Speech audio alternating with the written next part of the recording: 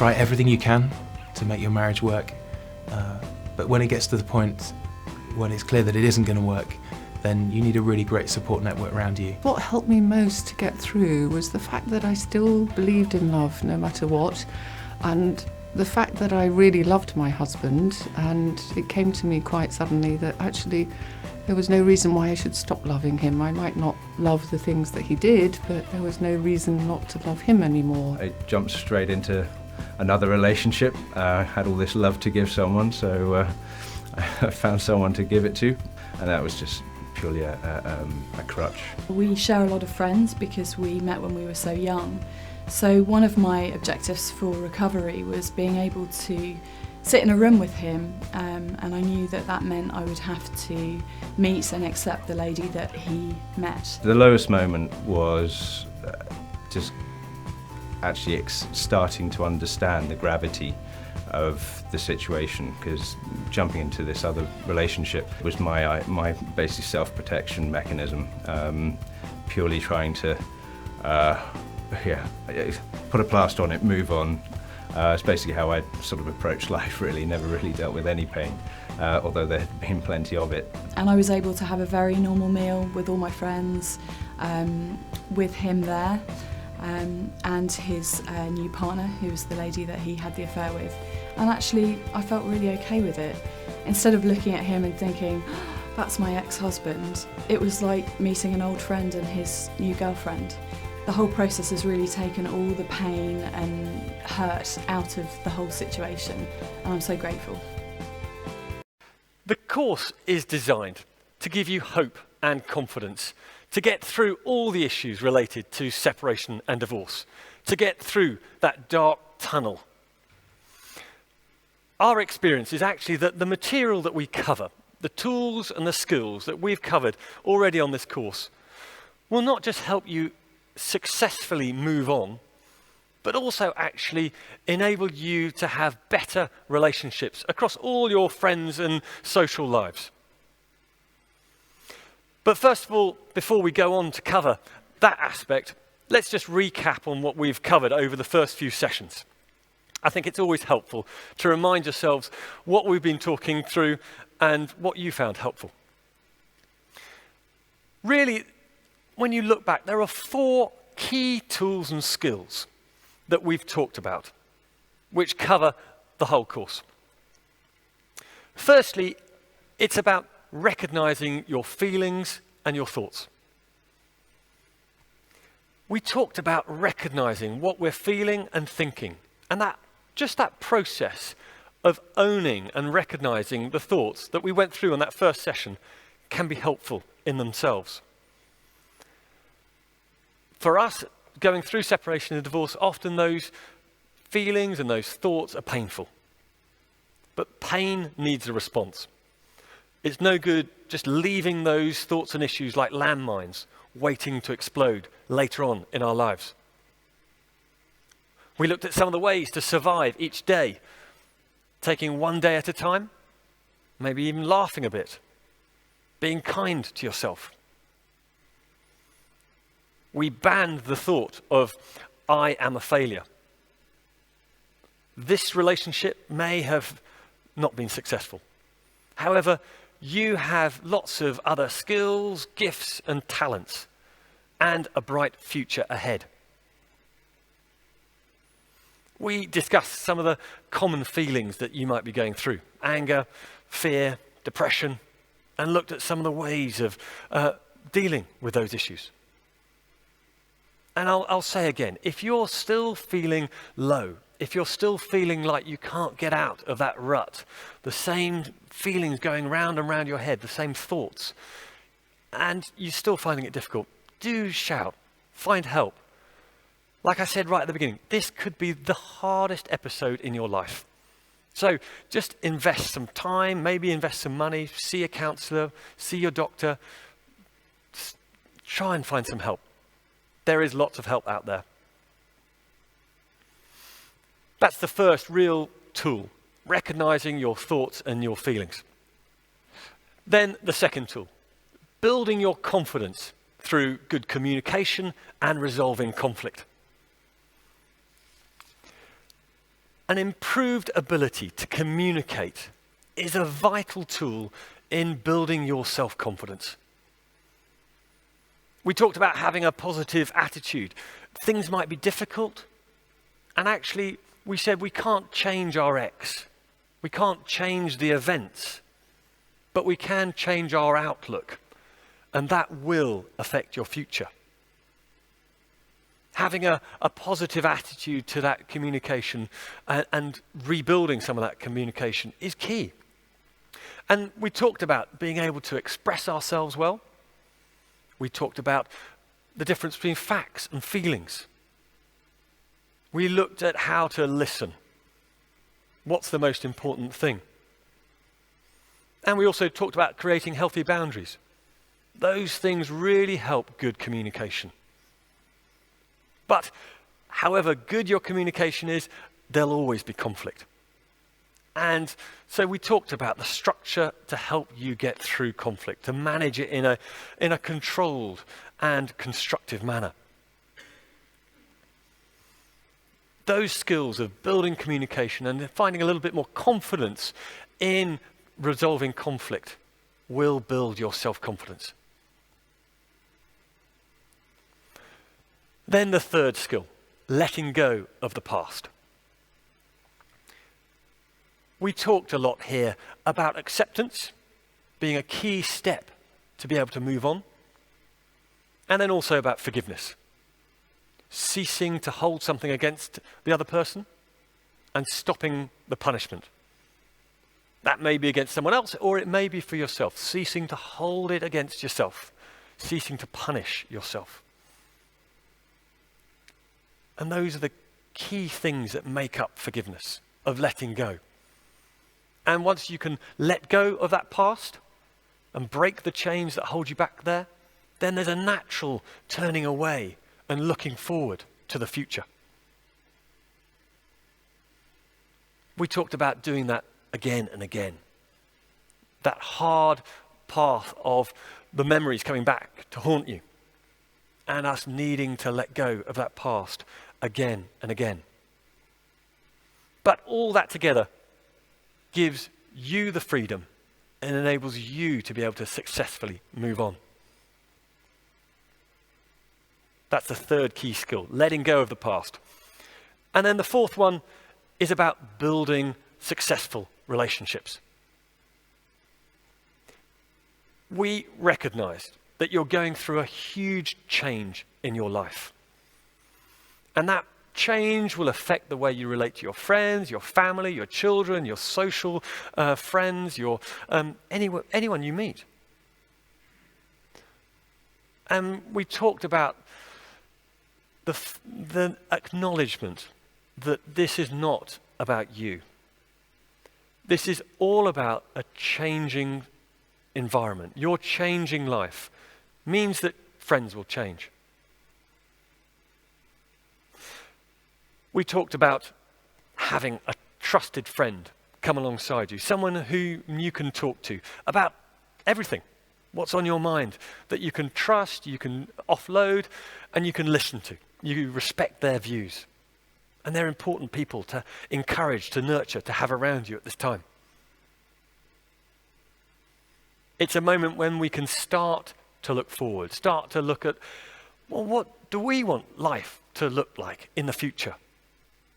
When you might start to look at other interests, hobbies.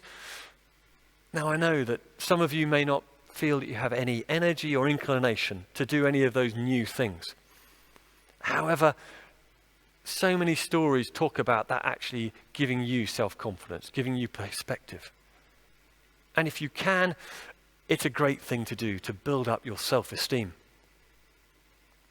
Many people have looked at doing joining other groups, joining other courses, be it joining the walking club, joining the cookery club, or maybe doing other courses. And here many people actually do the Alpha course as another course to look at. The Alpha course is something that we run here, which gives people the opportunity to look at the meaning of life. It's a great moment to look at what you want to do in life, though. And so doing something else is something that will build up your self-esteem. We looked at the other relationships that change, particularly children. And if you're a parent, how you can relate and continue to relate successfully with your children and manage the changes that they're experiencing. We talked about that process of parenting together and maybe sending a letter to each other with new goals and new guidelines about how to do that. These 4 tools are really the key tools to help you to move on successfully. And not only that, they actually will enable a new, renewed belief that meaningful relationships are possible. Of course, we don't just go from one life to another in one easy jump. There may be many ups and downs along the road. But moving forward successfully does mean taking responsibility for the next step that you're going to take. It does mean stopping the blaming. It means taking a positive choice about what you're going to do next. And that's such an important part of moving on. As part of that sort of process of taking responsibility, sometimes people find that asking this question, what does recovery look like for you, is a helpful question for you to sort of grapple with. What does it look like? What do I want next in my life? So I'm going to throw that question out to you as a group, as a whole group here. What does recovery look like for you?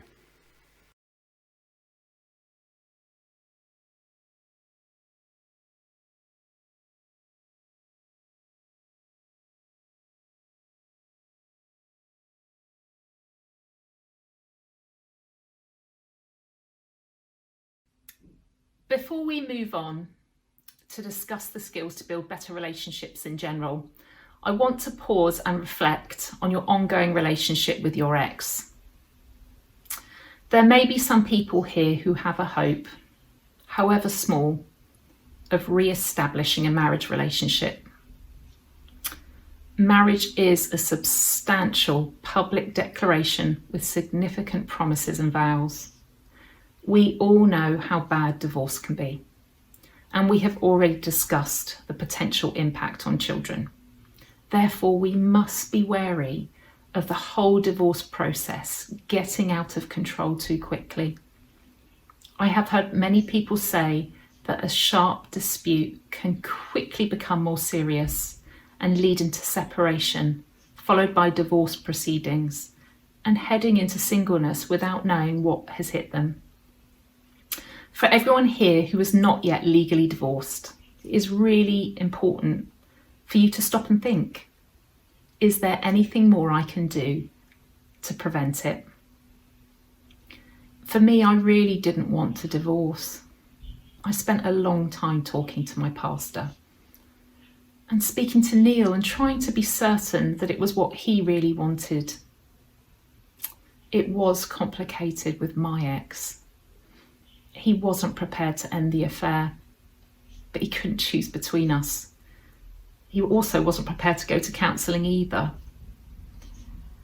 It was a very difficult situation, but if the children ever asked, I wanted to be able to say that I had done everything I could to make our marriage work. After all, I had made promises to do it through good and bad. But it takes 2 to make a marriage work, and he simply didn't want to. His heart wasn't in it. I would encourage you to pause, to stop, to see if there's anything you can do to prevent divorce in your situation. And there may be some of you here who are actively thinking about trying to restart your marriage relationship. If both parties are willing to try, then I suggest you need something formal like the marriage course, or to see a counsellor who can help you resolve the issues that you may have. If only one of you has this hope, then these are some suggestions that may help you. Make sure that you start by simply building normal, friendly relations with your ex. It's a vital first step to at least try and be friends. Get support. I would encourage you to make sure that you have good personal support. It is difficult to hope for a marital reconciliation, whilst external events imply the opposite. In a separation situation, it's vital to have someone close to you who can give you wise and sensible advice. Not necessarily always agreeing with you, but just to be a good sounding board. And consider whether seeing a counsellor could help you at this time. Affairs or other close third-party relationships, they need to finish before you can have any hope of a sensible discussion. Similarly, with addictions, these need to be fully dealt with first. You can't start to reconcile until these issues have been dealt with. Try and look at the reconciliation like a new relationship. You will both need to change some of the ways that you relate to each other. The relationship will be different in a positive way. You will not be reverting to the old way that did not work. And we've seen couples who have reconciled their marriages and who are grateful they didn't give up. Eric knows of one couple who had been separated for well over a year. She'd moved away and was living with another man. And the decree nisi on their divorce had already been granted. Yet with the persistence of the husband who never quite gave up, they managed to reconcile and are now very happily married and have been for over 15 years.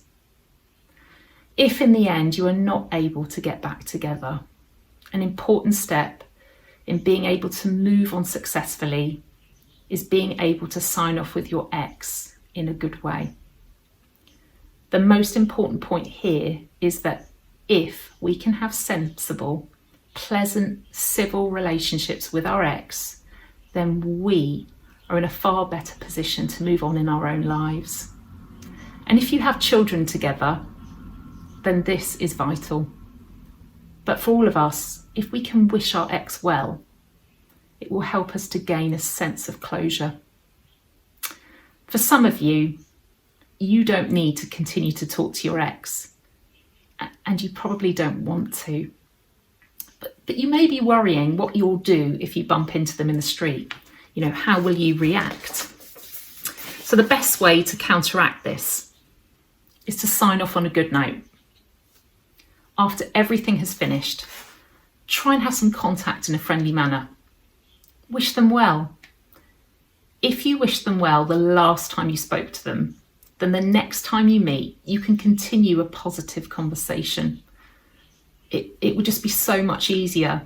And most importantly, you don't fear meeting them in the street, bumping into them in the supermarket, whatever it may be. For me, when I could let go of everything Neil had done and could genuinely wish him well, it made a huge difference to co-parenting, as I wasn't this bubbling cauldron of resentment and frustration and anger. I wasn't dreading the next time he came to collect them because I was still so angry. But it can take time to reach this place. It doesn't happen overnight. And even now, sometimes I have to take a deep breath and focus on letting go and accepting something once again. You know, there are moments he still rubs me up the wrong way as we co-parent together, even after all these years. And I found myself a few years ago wishing him well in a different way when he got remarried again. On the morning of his marriage, I actually sent him a message to wish him well. I really felt it was important to do that it was the right thing to do and it would help me and my recovery. It was a hard thing to do, but I still don't regret it. For people who have been in an abusive relationship or have very low self-confidence, there might be good reasons to not get in contact with your ex and wish them well. But perhaps hold it as a thought for the future, maybe, as wishing your ex well is something you can do to help yourself move on in your life. We're going to go back into groups now. What are your thoughts on re-establishing your marriage, or about wishing your ex well?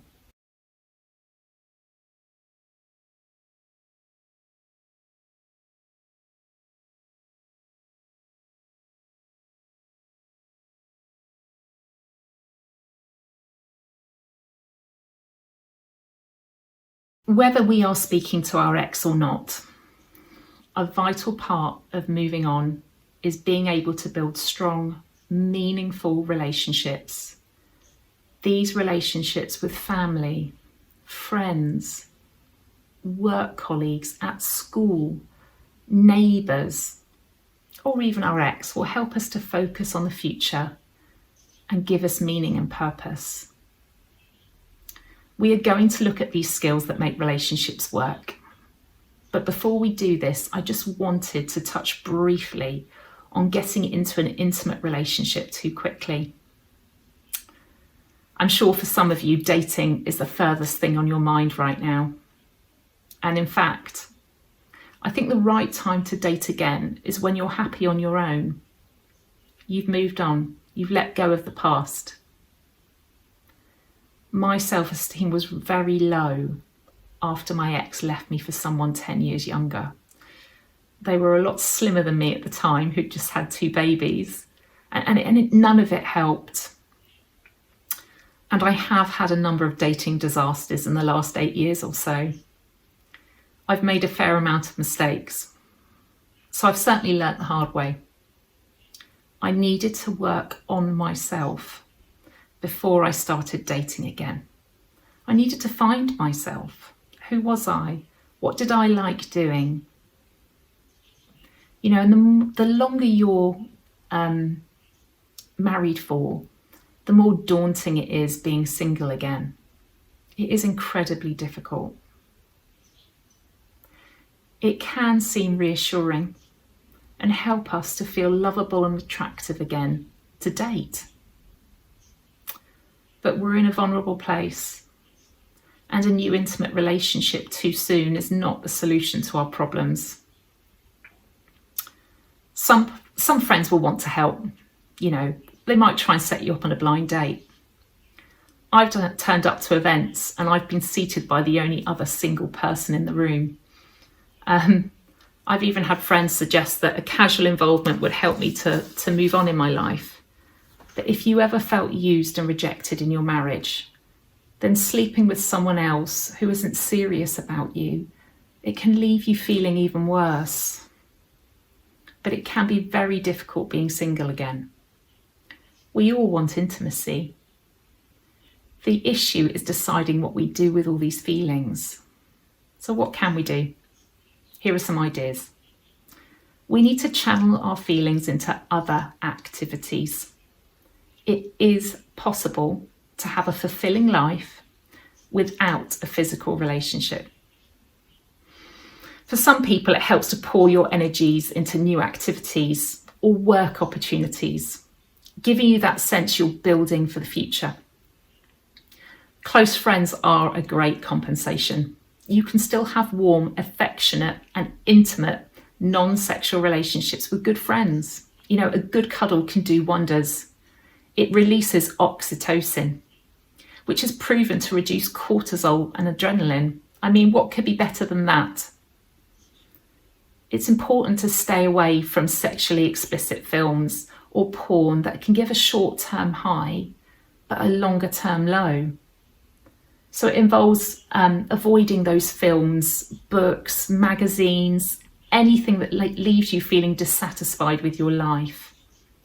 The process of recovery is about finding yourself again. Being content with who you are is a healthy goal. I won't even watch romantic comedy films because I find they leave me afterwards feeling dissatisfied with my life. Avoid anything that leaves you feeling worse at this time. And finally, find someone with whom you can be accountable. Someone who will ask at regular intervals, how are you getting on? You know, a trusted friend can help greatly. The point to take away here is that slipping into another physical relationship can look tempting for short-term pain relief, but it won't help your long-term recovery. This is an important stage in your journey where much is changing in your life, and I would encourage you to use it to build strong foundations. Long-term, meaningful relationships can be one of the most fulfilling parts of our lives if they are built on strong foundations. Our other relationships with friends, family, at work or elsewhere can be strengthened from what we have learned during our relationship breakdown. If you have a willingness to learn and change, to use the skills you've learnt on this course of understanding your feelings and building self-awareness, being able to communicate through expressing yourself well and listening, and finally, of being able to resolve conflict with forgiveness being the final step in this process, you can build the foundations for strong, deep, fulfilling relationships across all walks of your life. We looked at recognising and dealing with our feelings in the first session. Understanding our thoughts and feelings, fears and beliefs, motivations and emotions are all a core part of building self-awareness. Self-awareness helps you to accelerate healthy change in your life and develop better relationships with other people. Dealing with our painful feelings means that they don't become like landmines waiting to explode. It will enable you to spot emotional triggers or personal traits that may be holding you back, and empowers you to initiate change in your own life that you can sustain over the longer term. Understanding your feelings is the vital first step in moving forward successfully. And it's also an important part of expressing ourselves in a better way with others. This part of communication is essential for building relationships that are founded on a lasting basis, and when brought together with good listening skills means that a deeper understanding of the other person can occur. Ultimately, communication is the lifeblood of relationships, and where there's an easy mix of expressing yourself and listening, healthy relationships can flourish. And conflict resolution is a natural consequence of being able to express yourself properly. You know, conflict will arise in any relationship, and this can range from small differences of opinion through to major disagreements. We need to build a confidence that we can successfully manage and resolve all types of conflict.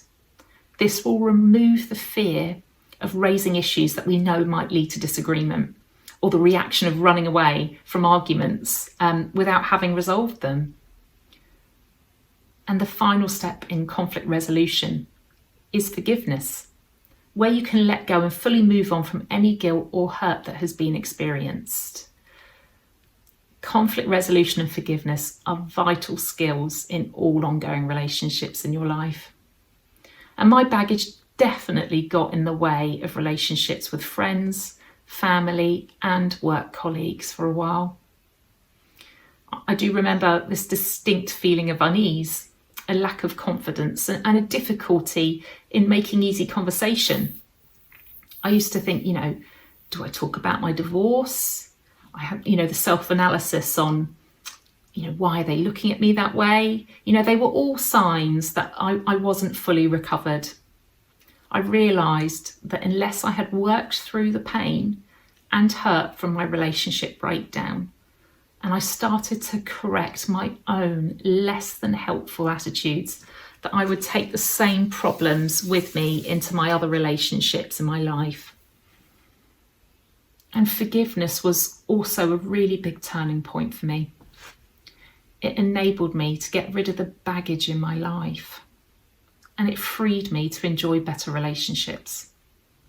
I now believe that my experience of relationship breakdown has made all my relationships better and deeper.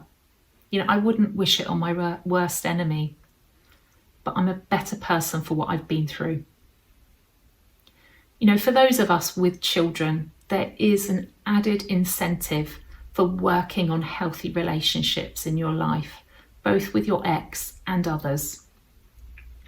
It is a sad truth that children from separated parents can have a statistically higher chance of divorcing or separating from their partners in their adult lives. Our hope for any children of those attending this course is that they will have a different experience.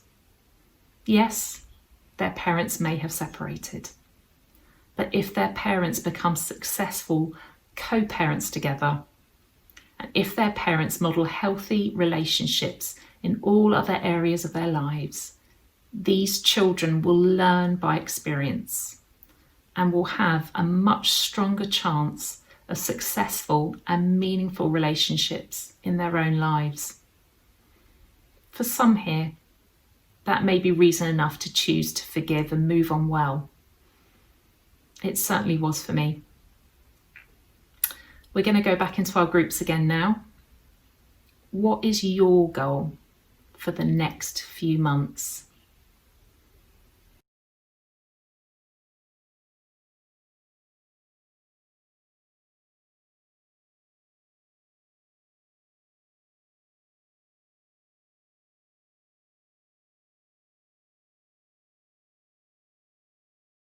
Separation and divorce is a long journey, and we're all at different stages of that journey. At the beginning of the course, we looked at the journey of separation and divorce, and it's probably a helpful thing to go back to and look at that journey. You'll remember that you often start by going into a bit of a depths of despair, with all the feelings of pain and hurt that might be associated with a separation. Then at the bottom, there may be some seeds of hope and acceptance, which slowly turn yourself on the upward path. Then there are a number of ups and downs, which are typically affected by the choices that we make along the way. Events and choices come together in that period to either lift us or bring us down. But the choices we make are crucial at that period. But importantly, we can end up at a higher level than where we were before, with a fully restored life. And as we come towards the end of this course, I think it's helpful to look at really, I suppose, the question of how do I want to move on? What is it that will help you moving on in the future? For me, forgiveness was a key step. And for many people, that can be a difficult process to go through. And so at the end of this course, I want to give people a little bit of an opportunity to look at those two things. How do you want to move on? As well as looking at forgiveness as we sort of end this part of the course. And we've got a little exercise where we're going to give you a piece of paper to which there are 3 questions or comments, statements that you can fill in. The first one is a statement, I want to move on by, and that's where you can fill in whatever you want, whatever you think that is the next thing that you want to move on, and put in something there. That's that process. Because forgiveness is a big part of this, we've also included 2 statements there. Firstly, I accept that, which is really giving you a chance to say, yeah, no, I accept that the events have happened. The things that have happened in your life are there. And sometimes people feel that just writing them down can be helpful. And then we also put a statement in there, I forgive. Now that's completely optional. You don't have to if you don't want to. But for some of you, you may want to fill in that. I forgive whoever it might be. You can fill in a list of people if you want. You can fill in your own name there as well. And that just gives us a little bit of a conclusion of recognizing what you want to do for the next step.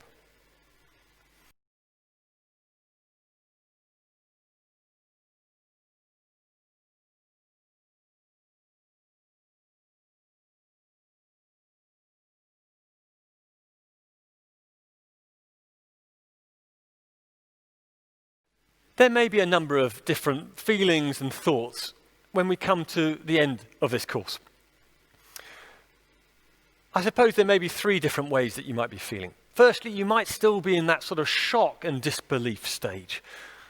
It's quite common for people to still feel stuck in that sort of shock. I don't understand what's going on. I don't know what's going on in my life.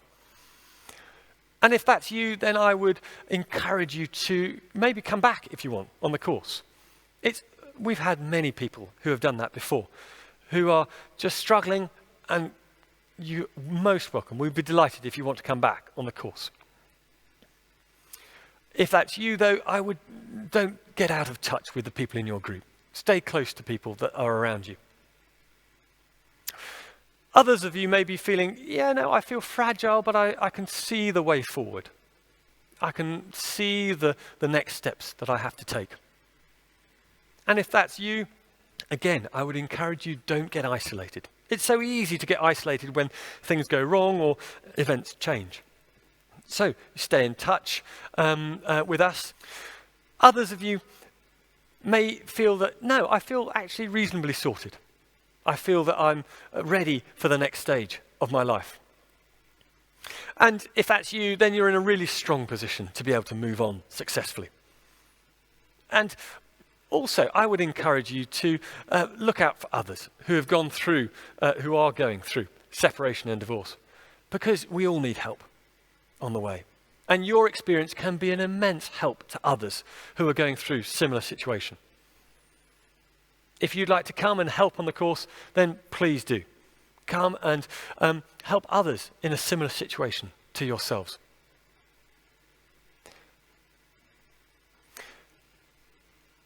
Ultimately, though, there are no easy solutions to the issues that arise from separation and divorce. There are always things that we need to learn. There are always things that we could do better at. Relationships are one of the most challenging things in life, as well as being the most enjoyable.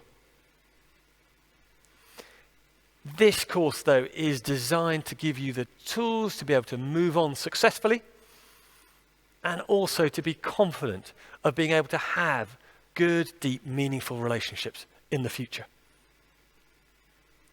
Now, there's many people that you would have seen that have been in the depths of despair. And maybe you still feel in that position now. But I would want to reassure you, as all of they have, there is life after separation and divorce.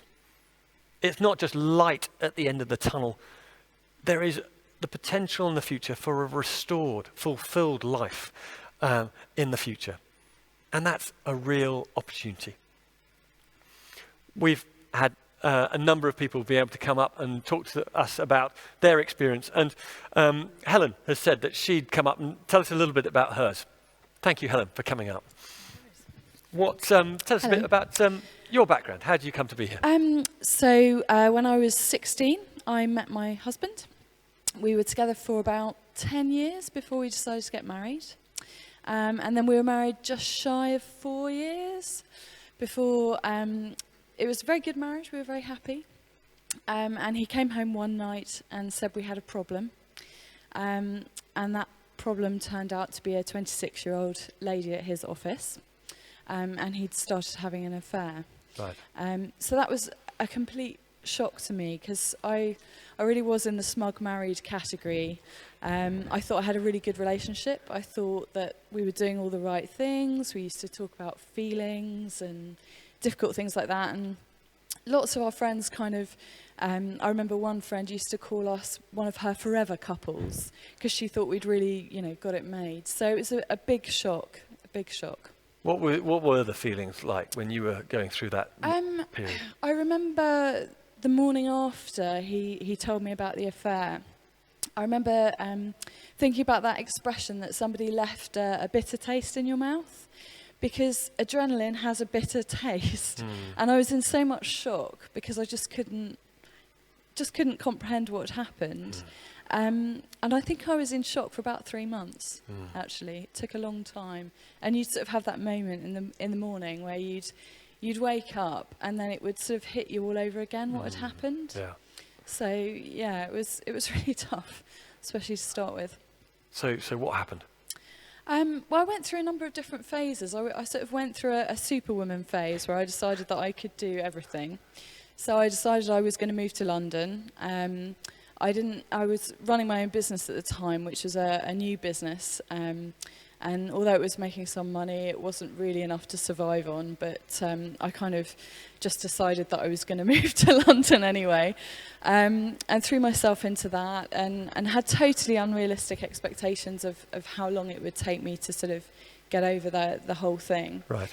And it's been quite a slow process. And I found that the times that I thought I was really going to struggle, like the first Christmas, was actually not too bad, but it sort of hit me afterwards. So the January after that first Christmas was really tough, and I hit a real low at that point. But fortunately, it wasn't much longer after that I found this course, and that made a big difference. How did it help? I remember the first thing that you said on the first night was giving your own story, and that really got my attention, because I thought, oh, actually, he's been through this. He's one of the few people that I've met so far that knows what it feels like, because none of my family or friends had been through anything like that. So they had no frame of reference for me. They didn't really know how to help me or what to say. Yeah. I used to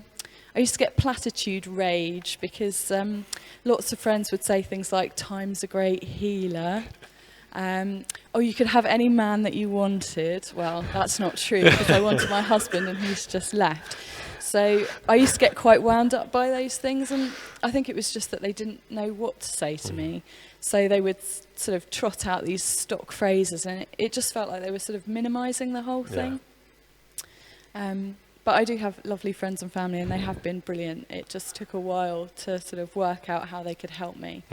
And I think one of the keys actually was realising that they weren't mind readers, and I needed to actually ask for the sort of help that I needed from them. So when I didn't want to talk about it, I needed to say that, and when I did, I needed to tell them that, and just go to the right people for the right sorts of help. Yeah. So if I needed practical support, then I'd go to a very practical friend who maybe wasn't so good when I was an emotional wreck.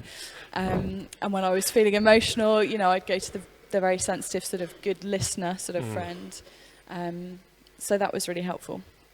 And what was the key part of you being able to move on? Was there anything that you look back on and say that was... I think it was the week here that we covered forgiveness, because I think I'd misunderstood what forgiveness was. I remember, I think it was earlier in the week of that week that we covered forgiveness. I'd had a conversation with my mum on the phone, and she'd said to me, "Oh, if you could just let the bitterness go, Helen, then you'll be all right." And it really shocked me, because I hadn't realised that I was bitter. And then the more we talked about forgiveness on the course, I realised that I was.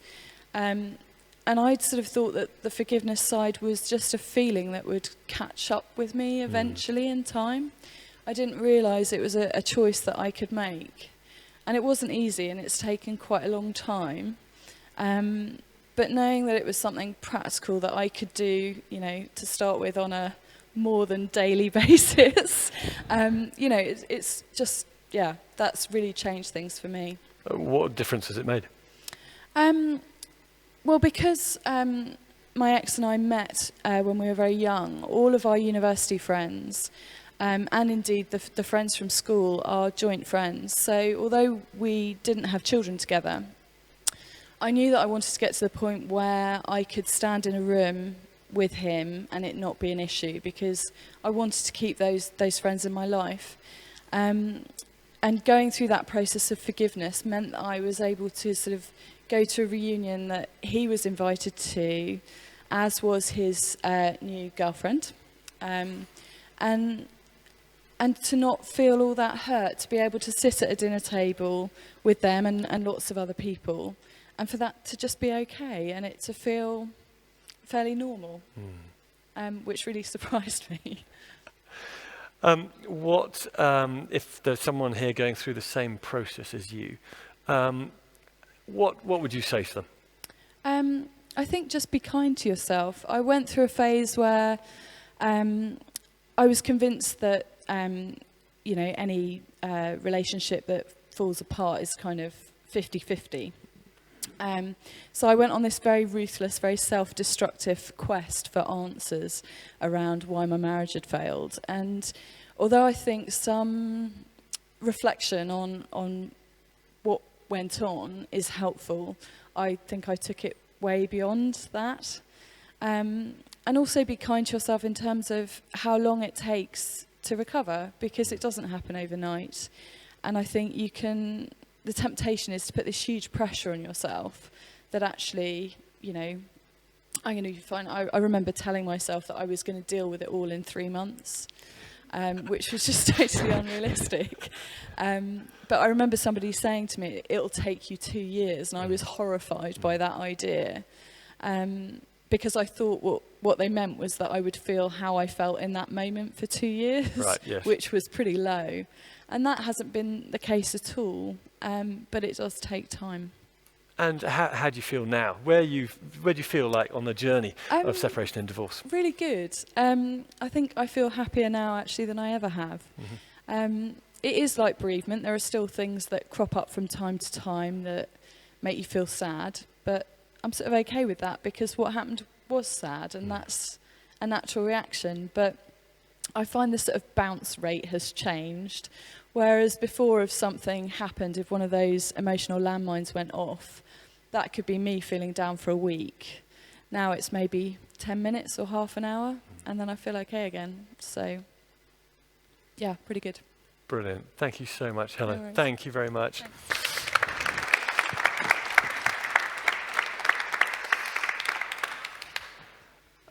As we finish, let's just say a prayer as we close. Lord Jesus, thank you for bringing us all on this course. I pray that you would protect each one of us as we go out from here. I pray that you would come alongside us where we need you most. I pray that you would enable us to complete the whole journey of separation and divorce, to be able to live fulfilled, restored lives in the future. We pray that in Jesus' name. Amen. Many thanks, and we'll see you next week. Having been on the Restored Lives course about 6 months ago, I absolutely feel fully restored. It's been fantastic. It's been a really completing part of my process of recovery. My children are now 4 and 5, and they're really happy. They're really content, and life is really good 3.5 years on. I've got a great relationship with their dad. The children are happy, and I'm happy, and obviously I'm very happy back at work as well. But if you'd asked me that 3.5 years ago, I would not have believed you. It was incredibly difficult at the time, but you come through it, you come up the other side, and you feel really restored. Your life is completely restored, and you're a completely different person. One of the benefits that I found during the apocalypse of after the event was actually finding out who I was, finding out the things that I enjoyed. I'd actually given up an awful lot to try and, there was a lot of compromise in relationship, but I realised I really don't like R&B. And maybe you'll find out what music or theatre or walks or, that was part of my healing, was finding the things that James really enjoys. I believe that I've been given some amazing things having been divorced, which I wouldn't have had I been married. Now, of course, marriage is fantastic and wonderful when it works, but the end of a marriage does not mean the end of your life. For me, it's meant a new life. It's a different shape, but it is fantastic. Looking back on my situation, my story, and having been through the process of recovery, I look back on it in a completely different light to the way I was feeling at the time. I noticed that as I tell my story each time, I become more balanced, more positive about it. And certainly I think the skills which I've picked up and the lessons which I've learned over that time has enabled me to be a better person. And that's something that I really wouldn't have gained had I not gone through that really awful process. So whilst I wouldn't wish divorce on my worst enemy, I really feel that I'm in a better place having gone through that process.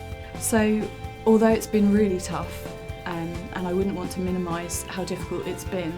I'm actually quite glad that it's all happened now, because the process of recovering from it has given me so much.